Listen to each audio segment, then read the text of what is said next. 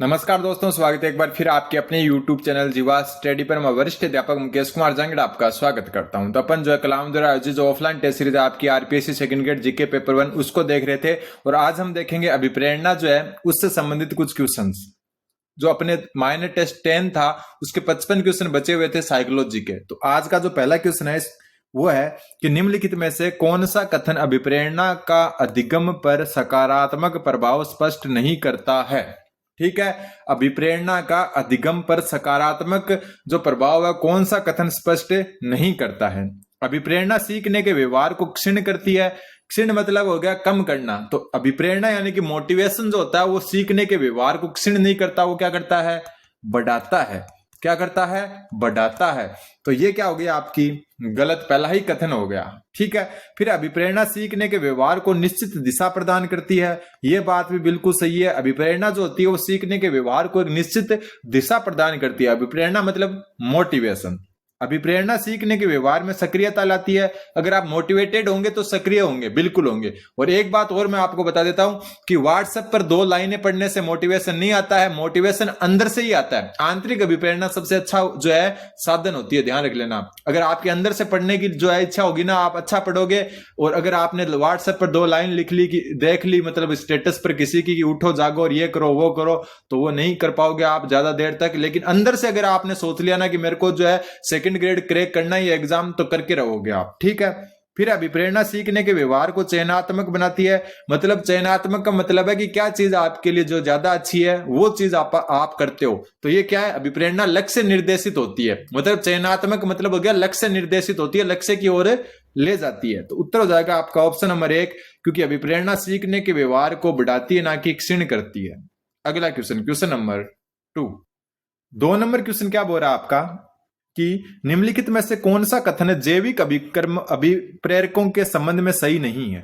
जैविक अभिप्रेरक कौन से होते हैं, जैसे भूख है, ठीक है, प्यास है, नींद है, काम है, विश्राम है। ये सारे जैविक होते हैं आपके। ठीक है, ये सारे जैविक अभिप्रेरक होते हैं। सबसे पहले ये सार्वभौमिक होते हैं, तो बिल्कुल सही बात है। ये सार्वभौमिक मतलब हर किसी पर लागू होते हैं, बिल्कुल सही बात है। ये जन्मजात होते हैं, तो जैविक अभिकर्मक जो होते हैं वो जन्मजात होते हैं। भूख, प्यास, नींद, विश्राम, मलमूत्र त्याग। ठीक है, इसमें एक और आप जोड़ सकते हो, मलमूत्र त्याग। ये सारे क्या होते हैं, जन्मजात होते हैं। ये जीवित रहने के लिए आवश्यक होते हैं, बिल्कुल सही बात है। ये सारी चीजें जीवित रहने के लिए आवश्यक है। ये व्यक्ति की समस्थिति से संबंधित नहीं होते हैं। समस्थिति क्या होती है, व्यक्ति की समस्थिति होती है शरीर को संतुलित बनाए रखने वाली स्थिति। शरीर को आंतरिक रूप से संतुलित बनाए रखने वाली, आंतरिक रूप से संतुलित बनाए रखने वाली स्थिति, संतुलित बनाए रखने वाली स्थिति, बनाए रखने वाली स्थिति। तो जो आपकी अभिप्रेरणा होती है या जो जैविक अभिप्रेरक होते हैं ना, जैसे भूख, नींद, प्यास, काम, विश्राम, ये क्या होते हैं, शरीर को संतुलित रखते हैं। जबकि ये क्या बोल रहा है कि वे व्यक्ति की समस्थिति से संबंधित नहीं होते, तो ये गलत हो गया। क्योंकि ये समस्थिति यानी कि जो शरीर की आंतरिक रूप से जो संतुलन बनाए रखने वाली स्थिति होती है उसके लिए जरूरी होते हैं। तो उत्तर हो जाएगा ऑप्शन नंबर 4, क्योंकि अपने को सही नहीं बताना था। क्वेश्चन नंबर 3, प्रतिभाशाली जो विद्यार्थियों के लिए निम्नलिखित में से कौन सी शैक्षिक व्यवस्था नहीं की जानी चाहिए। बात हो रही है प्रतिभाशाली विद्यार्थियों के लिए। सबसे पहला, स्वतंत्र प्रोजेक्ट कार्य के अवसर। स्वतंत्र प्रोजेक्ट कार्य के अवसर देने चाहिए। स्वतंत्र मतलब वो एकदम उसको छोड़ दो, सामान दे दिया, कोई चीजें दे दी, आप करो वो करो। तो उससे ये अभिप्रेरणा के लिए, करके सीखने के लिए जो है प्रतिभाशाली विद्यार्थियों के लिए अच्छा साधन है। त्वरण, त्वरण क्या होता है, मतलब सीखने को गति प्रदान करना। ठीक है, ये भी होना चाहिए। फिर है उपचारात्मक शिक्षण और संवर्धन कार्यक्रम। संवर्धन कार्यक्रम क्या होता है, संवर्धन मतलब मॉडिफाई करना, कोई चीज को और अच्छा करना। तो संवर्धन कार्यक्रम यानी कि प्रतिभाशाली बालक को और अच्छा करने के लिए प्रेरित करना चाहिए। लेकिन उपचारात्मक शिक्षण है ये आपके पिछड़े बालकों के लिए होता है, ना कि प्रतिभाशाली बालकों के लिए। किसके लिए होता है, पिछड़े बालकों के लिए, पिछड़े बालकों के लिए होता है उपचारात्मक शिक्षण। तो ये जो है सही नहीं है, ये व्यवस्था नहीं की जानी चाहिए। क्वेश्चन नंबर 4 नंबर क्वेश्चन बोल रहा है, निम्नलिखित में से कौन सा तरीका व्यक्तिगत भिन्नताओं के अनुसार शिक्षण का समर्थन नहीं करता। कौन सा तरीका व्यक्तिगत भिन्नताओं के अनुसार शिक्षण का समर्थन नहीं करता। कौन सा नहीं करता, व्यक्तिगत अनुदेशन, इंडिविजुअल जो आपका अनुदेशन होता है, व्यक्तिगत अनुदेशन होता है, उसमें व्यक्तिगत भिन्नताओं का ये अनुसरण करता है। ठीक है। पाठ्यक्रम अनुकूलन भी करता है, विद्यार्थियों की क्षमता का ज्ञान भी करता है, लेकिन विद्यार्थियों का बड़ा समूह जो होता है ना, वो क्या है, व्यक्तिगत भिन्नता के अनुसार शिक्षण का समर्थन नहीं करता। ठीक है, बड़ा समूह होगा उसमें व्यक्तिगत भिन्नता जो है वो जो है नदारद हो जाती है, लेकिन जो आपका व्यक्तिगत अनुदेशन है, पाठ्यक्रम अनुकूलन है, विद्यार्थियों की क्षमता अलग अलग होती है, ये सब जो है व्यक्तिगत भिन्नता का क्या करते हैं, अनुसरण या समर्थन करते हैं। फिर है, जिस प्रकार हम अपने आप का प्रत्यक्षण करते हैं तथा अपनी क्षमताओं एवं गुणों के बारे में विचार रखते हैं, उसी को कहा जाता है। ऐसे क्वेश्चन आप जो है कॉमन सेंस से इसलिए कर सकते हो कि आपके सिलेबस में क्या है, और आपके सिलेबस में जो है वो है आत्मसंपर्त्य, और आत्मसंपर्त्य इसका उत्तर हो जाएगा। आरपीएससी की ये खासियत है, ये कर्मचारी चयन बोर्ड नहीं है जो हर कहीं से क्वेश्चन उठा लेते हैं। आरपीएससी जो है सिलेबस से क्वेश्चन उठाती है। तो जिस प्रकार हम अपने आप का प्रत्यक्षण करते हैं तथा अपनी क्षमताओं और गुणों के बारे में जो विचार रखते हैं, उसी को आत्मसंपर्त्य कहा गया है। आत्मादर, आत्म स्वीकरण, आत्म क्षमता के जो है उत्तर होने के चांस कम होंगे, कारण कि अपने जो है सिलेबस में आत्म संपर्त्य है। ठीक है, तो ये आपको ध्यान में रखना है। अगला question, question number 6 number question है। 6 नंबर क्वेश्चन कहता है कि निम्न में से कौन सा एक प्रेरक को उत्कृष्टता के मापदंडों को प्राप्त करने की इच्छा के रूप में परिभाषित किया गया है। उत्कृष्टता के मापदंड को प्राप्त करने की इच्छा मतलब हो गया ये उपलब्धि की इच्छा, तो इसको उपलब्धि अभिप्रेरक कहेंगे। क्या कहेंगे, उपलब्धि अभिप्रेरक। ये क्वेश्चन कई बार आ चुका है और इस क्वेश्चन में कुछ ऐसा ही नहीं, और इसी का दूसरा नाम होता है आपका निष्पत्ति अभिप्रेरक, दोनों एक ही चीज है। ठीक है, उपलब्धि और निष्पत्ति अभिप्रेरक दोनों एक ही चीज है। इसमें व्यक्ति उपलब्धता पाना चाहता है, मतलब उपलब्धि मतलब कुछ बनना चाहता है, उत्कृष्टता किसी चीज में बहुत ज्यादा अच्छा करना चाहता है, तो उत्कृष्टता के मापदंड को प्राप्त करने की इच्छा जो है आपकी कौन सा उपलब्धि अभिप्रेरक जो है होता है ये। अगला क्वेश्चन, क्वेश्चन नंबर 7, अभिवर्ती की 4 विशेषताएं हैं और चारों का क्रम बताना है अपने को। ठीक है, या फिर अभिवर्ती की चारों विशेषताएं बतानी है, तो अभिवर्ती की 4 विशेषता है कर्षण शक्ति, चरम सीमा, सरलता या जटिलता और केंद्रिता। ठीक है, यहां पर ये दोनों नहीं होगी, ये भी नहीं होगी, ये भी नहीं होगी। यहाँ कर्षण शक्ति, चरम सीमा, केंद्रिकता है, लेकिन भावात्मकता को नहीं। ठीक है, 8 मतलब कर्षण शक्ति है, जटिलता नहीं है। ठीक है, बहुविधता नहीं है, केंद्रिता है, और यहाँ पर चारों की चारों है, तो ये चारों आपको याद रखनी ही होगी। ठीक है, अभिवर्ती की 4 प्रमुख विशेषताएं कौन कौन सी है, कर्षण शक्ति, चरम सीमा, सरलता या जटिलता और केंद्रिकता। अब बात करते हैं क्या चीज होती है। कर्षण शक्ति में क्या होता है, कोई कार्य सकारात्मक है या नकारात्मक, एक में सकारात्मक नहीं सकारात्मक, कोई कार्य सकारात्मक है या नकारात्मक, इसका डिसीजन होता है यहाँ पर नकारात्मक, इसका डिसीजन होता है। चरम सीमा पर है वो कि किस सीमा तक जा सकता है व्यक्ति, किस सीमा तक जाना है, जा सकता है या जा सकता है। सरलता या जटिलता जो होती है वो करती है कि अभिवर्ती जो तंत्र है ना, अभिवर्ती तंत्र को समझना, मतलब वो शरीर मतलब कोई जो अभिवर्ती तंत्र है, यानी कि अभिवर्ती के आसपास का जो तंत्र है वो सरल है या जटिल, इसको समझना आता है।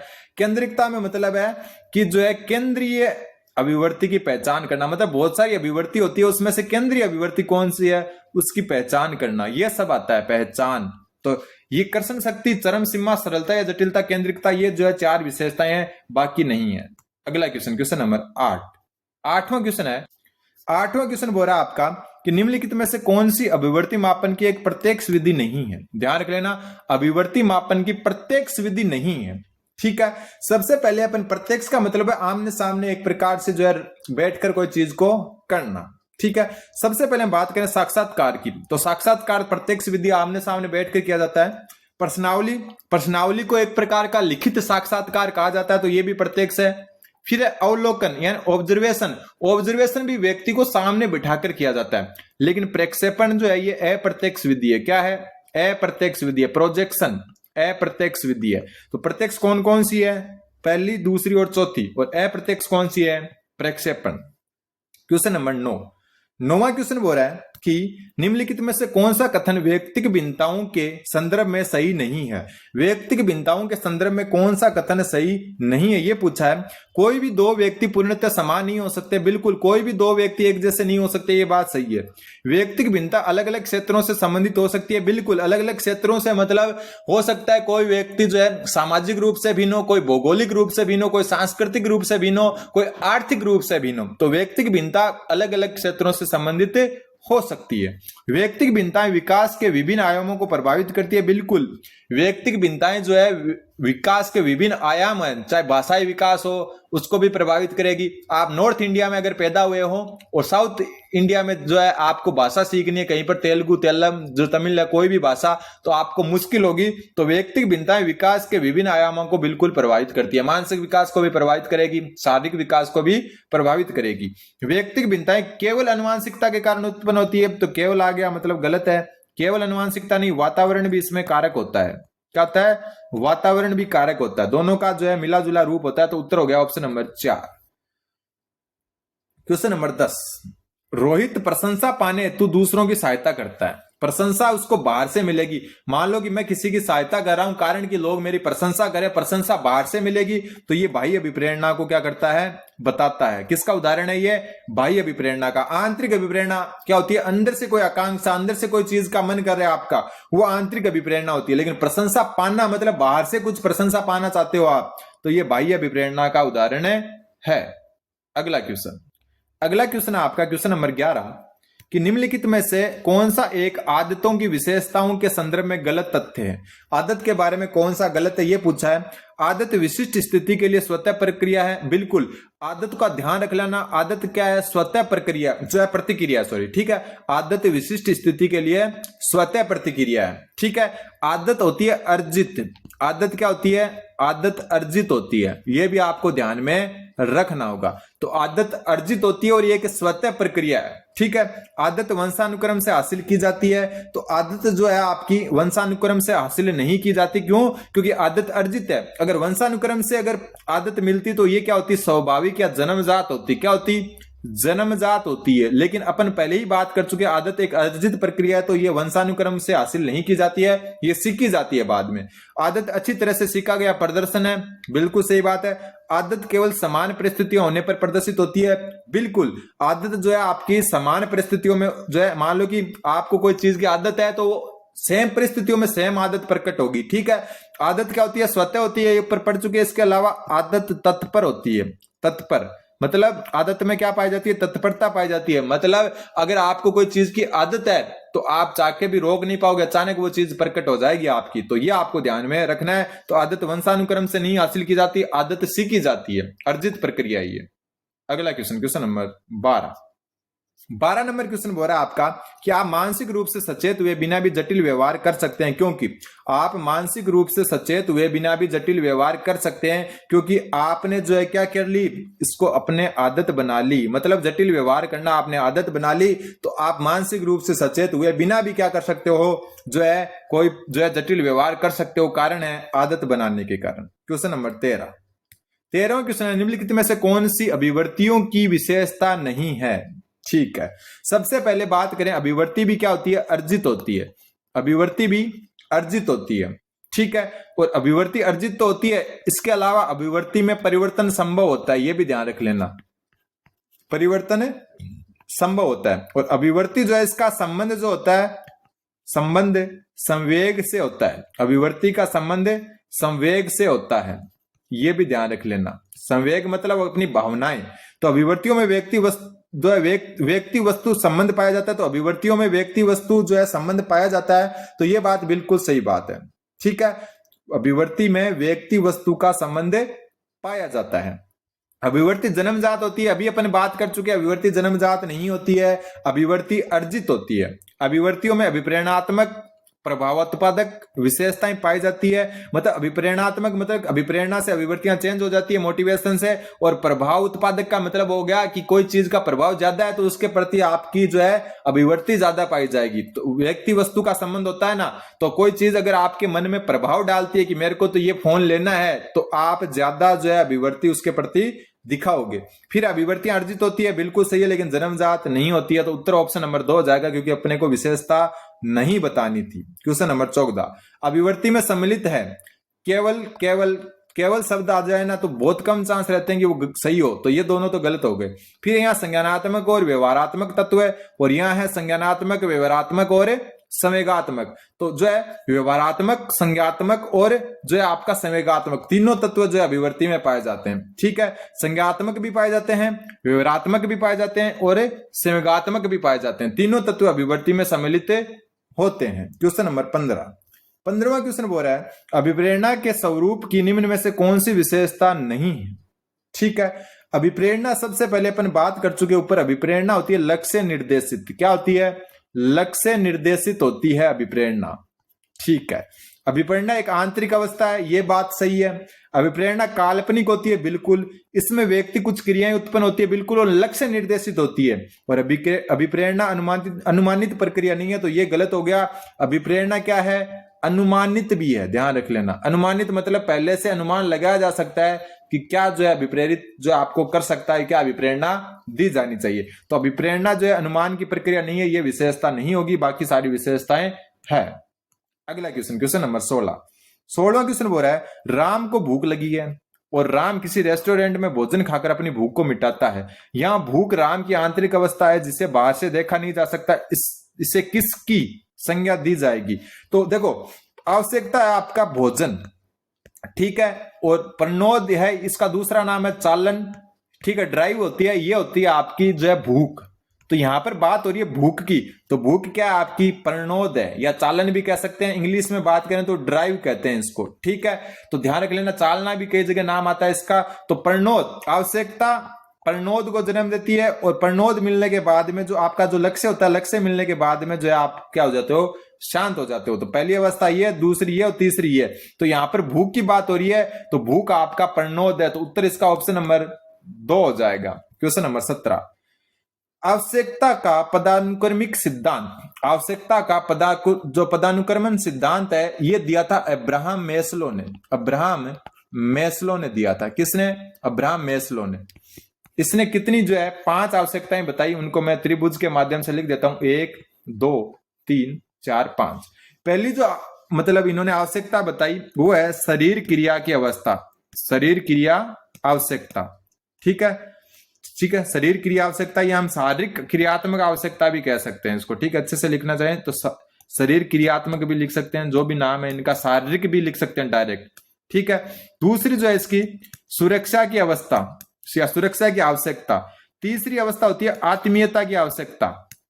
ठीक है, चौथी जो अवस्था होती है आपकी सम्मान की आवश्यकता, और 5वीं जो आवश्यकता होती है आत्म सिद्धि की आवश्यकता। किसकी? आत्म सिद्धि की आवश्यकता।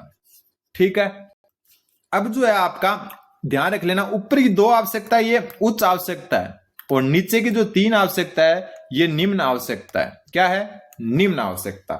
ठीक है, शरीर, कलर चेंज कर लेते हैं ताकि मिक्स ना हो जाए। शरीर क्रियात्मक आवश्यकता कौन सी होती है? शरीर क्रियात्मक आवश्यकता जो शरीर के लिए आवश्यक होती है। ठीक है, जैसे भूख, नींद, वो जैविक अभिकर्मक वाली बात है। ठीक है, भूख, नींद, प्यास। ठीक है, स्वास्थ्य वाली कौन सी होती है? सॉरी, सुरक्षा वाली कौन सी होती है? सुरक्षा वाली होती है स्वास्थ्य की सुरक्षा, मतलब स्वास्थ्य की सुरक्षा। कैसा स्वास्थ्य आपका? ये जीवन बीमा वगैरह, ये इसके अंतर्गत आते हैं। आत्मीयता मतलब प्रेम, और प्रेम का मतलब है व्यक्ति का जो है परिवार, साथी। ठीक है, इनसे संबंध मतलब प्रेम वाला बात आ गई, एक प्रकार से प्रेम हो गया आत्मीयता। फिर सम्मान की आवश्यकता में क्या होता है? सम्मान और प्रशंसा पाना चाहता है व्यक्ति, सम्मान व प्रशंसा समाज में। ठीक है, फिर आती है आत्म सिद्धि की। इसमें जो है ज्यादातर जो है अध्यात्म की तरफ चले जाते हैं। किसकी तरफ? अध्यात्म की तरफ, ज्यादातर अध्यात्म की तरफ चला जाता है। तो ये ध्यान रखना है। यहां पर है कि किस चरण में व्यक्ति भावनाओं से परिपूर्ण तथा गहरे अंतर्वैयक्तिक संबंध बनाने की क्षमता होती है। उत्तर दिख रहा होगा आपको। किसमें? अभी मैंने बोला आत्मीयता यानी प्रेम, तो इसमें क्या करता है व्यक्ति? अंतर्वैयक्तिक यानी कि दूसरे व्यक्तियों के साथ एक संबंध बनाना, यानी कि बहुत जो है प्रेम से प्यार पाना चाहता है, आत्मीयता पाना चाहता है। उत्तर ऑप्शन नंबर 2 हो जाएगा। ठीक है, ऐसी चीजों से आप क्लियर हो जाता है, ऐसी चीजें अपने को पता होती है तब। ठीक है, बिना उत्तर देखे ही। क्वेश्चन नंबर 18वां क्वेश्चन बोल रहा है आपका, 18वां क्वेश्चन है कि अभिप्रेरणा का एक्स वाई सिद्धांत का प्रतिपादन किसने किया? तो अभिप्रेरणा के एक्स वाई सिद्धांत का प्रतिपादन किया आपका डगलस मैकग्रेगर ने। ठीक है, बात करें अपन जो है मॉर्गन की। ठीक है, मॉर्गन ने जो है शरीर क्रिया सिद्धांत दिया था। कौन सा? शरीर क्रिया सिद्धांत। ठीक है, विलियम ब्रूम प्रत्याशा जो है अभिप्रेरणा का प्रत्याशा सिद्धांत किसने दिया? विलियम ब्रूम ने, प्रत्याशा सिद्धांत। ठीक है, विक्टर ब्रूम भी कई जगह इनका नाम है, लेकिन आपको ध्यान में रखना है विक्टर ब्रूम। ठीक है, शायद ये विक्टर ब्रूम होना चाहिए, विक्टर ब्रूम। मेरे को जितना याद आ रहा है, मैंने जब साइकोलॉजी पढ़ी थी, ये विक्टर ब्रूम है जिन्होंने प्रत्याशा सिद्धांत दिया था। डगलस मैकग्रेगर ने एक्स वाई सिद्धांत दिया। यहां पर एक्स वाई को भी थोड़ा समझा देता हूं। एक्स का मतलब होता है नकारात्मक अभिप्रेरणा से, कौन सी? नकारात्मक। और वाई जो है इसमें सकारात्मक अभिप्रेरणा। कई बार पूछ ले, क्या पता। ठीक है, ये भी आपको ध्यान में रखना है। कलर चेंज कर लेते हैं। अगला क्वेश्चन, क्वेश्चन नंबर 19। 19वां क्वेश्चन बोल रहा है आपके, 19वां क्वेश्चन है कि प्रेरक व्यक्ति की वह दशा है, प्रेरक व्यक्ति की वह दशा जो कि एक निश्चित व्यवहार करने के लिए और एक निश्चित उद्देश्य की प्राप्ति के लिए उत्तेजित करती है। परिभाषा किसने दी? परिभाषाओं से 1 से 2 क्वेश्चन आ सकते हैं, और इनको देखो ये तो आपके लक पर डिपेंड करता है, तो अपने को याद करना है, एक बार आंखों के आगे से गुजारना है कि वे प्रेरक व्यक्ति की वह दशा है, उसको निश्चित व्यवहार और निश्चित उद्देश्य, ये दो नाम याद रखने, निश्चित व्यवहार और निश्चित उद्देश्य, और ये नाम आते ही आपको उत्तर करना है वुडवर्थ। ठीक है, प्रेरक, निश्चित उद्देश्य, निश्चित व्यवहार, वुडवर्थ। इतना याद, ऐसे याद होते हैं, ये डायरेक्ट याद नहीं होते हैं।